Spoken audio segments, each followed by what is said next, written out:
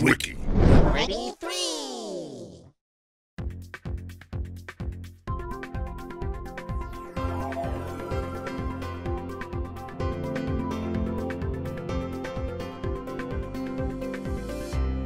Hello, and welcome to All About It.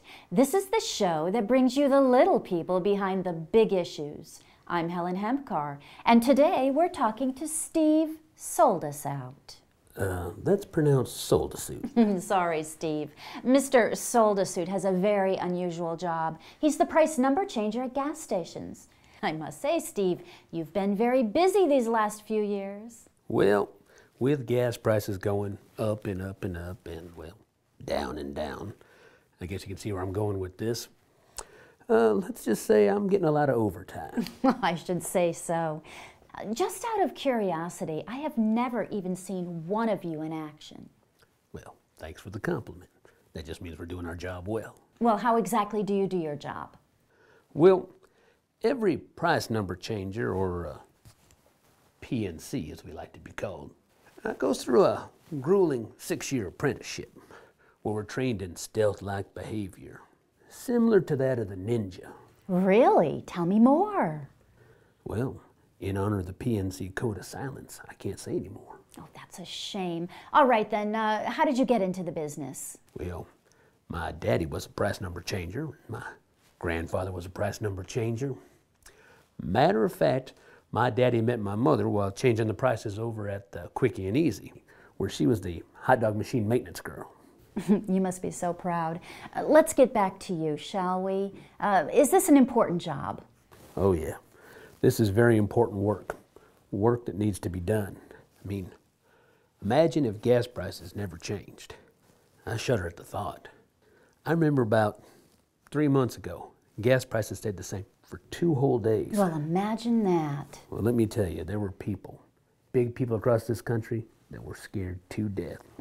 Speaking of big people being scared to death, do you think that gas prices might go down to $1 a gallon?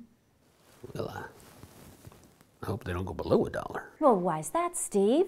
Well, back in 2005, I was cleaning out my garage, and I was organizing my Burt Reynolds, the definitive collection on VHS, and I found a bundle of zeros between the Sharky's machine and the stroke race, and I threw them out because I didn't think I was going to need them anymore.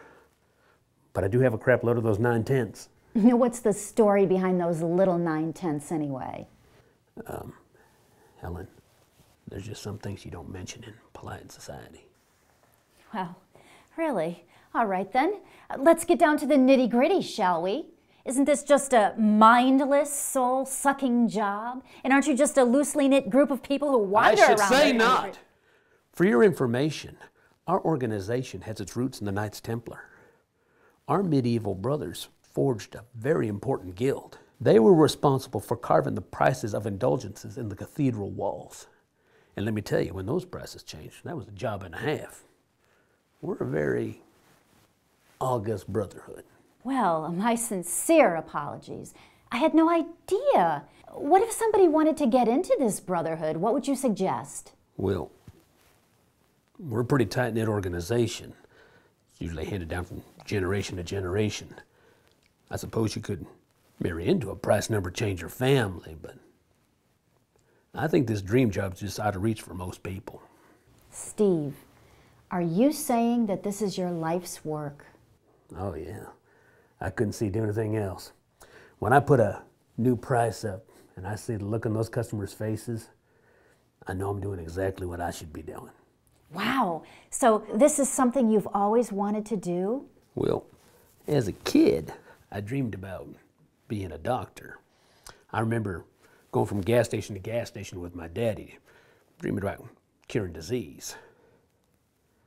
Thank God I grew out of that one. You see, now I have a mission, a purpose in life, to help keep the customer aware of the ever-changing gas prices on a daily basis. I did say a daily basis. I know who I am and what I do. I help keep the economy rolling. Yes, and you also helped to keep personal savings down to a minimum these last few years.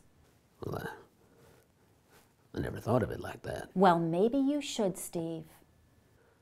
So what you're telling me is that my whole life is a crime against humanity. That I helped the man to perpetrate a plan to keep the consumer down. Helen, you had me going. That was a good one. I almost fell for that. All right, Steve. Hypothetically, what if there was no one to do the job? There will always be a dedicated price number changer to do the job, ma'am.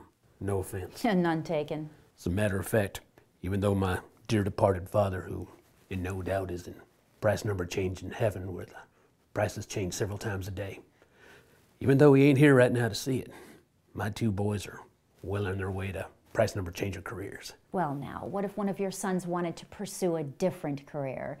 Like putting cones down in the middle of the road where there's no actual construction going on. Are you kidding, Miss Hempcar? This is where the money is, not in coning. My boys will be price number changers even if it kills them. Well, on that delightful note, do you have any closing words for our viewing audience? Well, yes, I do. You'll never see us. We're like a thief in the night.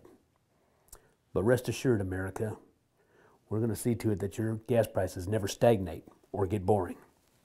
We're here for you. Well, thank you, Steve. Sold us out. Sold us out. And thank you, America. This is Helen Hempcar giving you yet another reason to celebrate life on All About It. This episode of All About It has been brought to you by Recycled Toothpicks Unlimited. We're green, but don't let that stop you.